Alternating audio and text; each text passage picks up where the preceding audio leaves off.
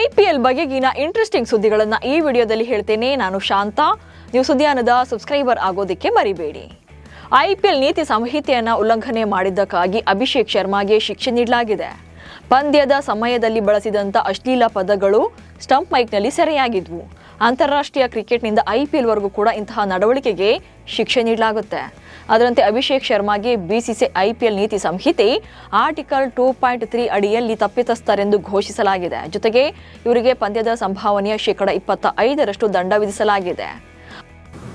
IPL 2026ರಲ್ಲಿ KKR ಸತತ ಸೋಲುಗಳಿಂದ ಅಜಿಂಕ್ಯ ರಹಾನೆ ತೀವ್ರ ಟೀಕೆಯನ್ನು ಎದುರಿಸ್ತಾ ಇದ್ದಾರೆ.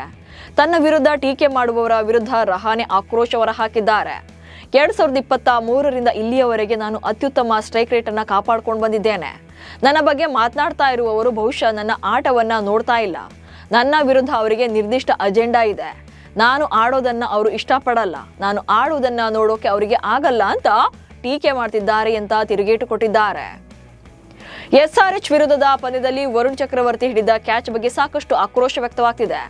ಸನ್ ರೈಸರ್ಸ್ ಹೈದರಾಬಾದ್ನ ಅಭಿಷೇಕ್ ಶರ್ಮಾ 48 ರನ್ ಗಳಿಸಿ ವಿವಾದಾತ್ಮಕವಾಗಿ ಔಟ್ ಆದ್ರು.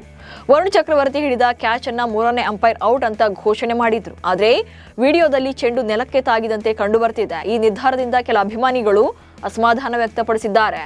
ಅಭಿಷೇಕ್ ಔಟ್ ಆಗಿಲ್ಲ ಅಂತ ಸೋಷಿಯಲ್ ಮೀಡಿಯಾದಲ್ಲಿ ಆಕ್ರೋಶ ಹೊರಹಾಕ್ತಿದ್ದಾರೆ. IPL 2026ರ ಮಿನಿ ಹರಾಜಿನಲ್ಲಿ ಬಿಡ್ ಆಗದೆ ಬದಲಿ ಆಟಗಾರನಾಗಿ KKR ಸೇರಿರುವಂತಹ ಜಿಂಬಾಬ್ವೆಯ ವೇಗಿ ಬ್ಲೆಸಿಂಗ್ ಮುಜ್ರಾಬಾನಿ ಅದ್ಭುತ ಪ್ರದರ್ಶನ ನೀಡುತ್ತಿದ್ದಾರೆ. SRH ವಿರುದ್ಧದ ಪಂದ್ಯದಲ್ಲಿ 4 ಓವರ್ಗಳಲ್ಲಿ 41 ರನ್ಗಳನ್ನು ನೀಡಿ 4 ವಿಕೆಟ್ ಅನ್ನು ಪಡೆದು ಪರ್ಪಲ್ ಕ್ಯಾಪ್ ಓಟದಲ್ಲಿ ಮುಂದೆ ಸಾಗಿದ್ದಾರೆ.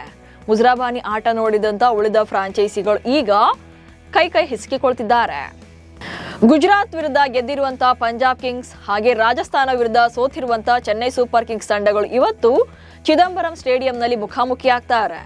ಸೂಪರ್ ಕಿಂಗ್ಸ್ ಇದೀಗ ತವರಿನಲ್ಲಿ ಪಂಜಾಬ್ ಕಿಂಗ್ಸ್ ವಿರುದ್ಧ ಗೆಲ್ಲುವ ಪಣದೊಂದಿಗೆ ಕಣಕ್ಕಿಳಿತಾ ಇದೆ. ಆದರೆ ಚೆನ್ನೈನ ಸ್ಪಿನ್ ಸ್ನೇಹಿ ಪಿಚ್ನಲ್ಲಿ ಯುಜ್ವೇಂದ್ರ ಚಹಲ್ ಅವರ ಬೌಲಿಂಗ್ CSKಗೆ ಸವಾಲಾಗಬಹುದು. ಟಾಸ್ ಗೆದ್ದವರು ಮೊದಲು ಫೀಲ್ಡಿಂಗ್ ಆರಿಸಿಕೊಳ್ಳುವಂತಹ ಸಾಧ್ಯತೆ ಜಾಸ್ತಿ ಇದೆ.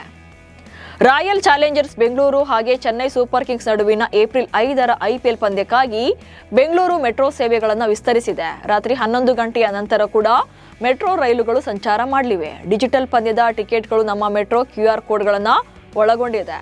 43 ನಿಲ್ದಾಣಗಳಲ್ಲಿ ಹೆಚ್ಚುವರಿ ಪಾರ್ಕಿಂಗ್ ಸೌಲಭ್ಯ ಕೂಡ ಇರಲಿದೆ. IPL ಮ್ಯಾಚ್ ಟಿಕೆಟ್ಗೆ ಎಲ್ಲಿಲ್ಲದ ಬೇಡಿಕೆ ಇದ್ದು ಕೆಲ ಕಿಡಿಗೇಡಿಗಳು RCB ಪಂದ್ಯದ ಟಿಕೆಟ್ಗಳನ್ನು ಬ್ಲಾಕ್ನಲ್ಲಿ ರಾಜಾರೋಷವಾಗಿ ಸೇಲ್ ಮಾಡ್ತಿದ್ದಾರೆ. ಸೋಷಿಯಲ್ ಮೀಡಿಯಾದಲ್ಲಿ ಓಪನ್ ಆಗಿ ಕಾಳಸಂತೆಯಲ್ಲಿ ಟಿಕೆಟ್ ಮಾರಾಟ ಮಾಡಲಾಗ್ತಿದೆ ಎಂಬ ಮಾಹಿತಿ ಸಿಕ್ಕಿದೆ. RCB ವರ್ಸಸ್ CSK ಮ್ಯಾಚ್ನ ಒಂದು ಟಿಕೆಟ್ಗೆ 10,000ದಿಂದ 15,000ವರೆಗೂ ಫಿಕ್ಸ್ ಮಾಡಿ ಮಾರಾಟ ಮಾಡ್ತಿದ್ದಾರೆ.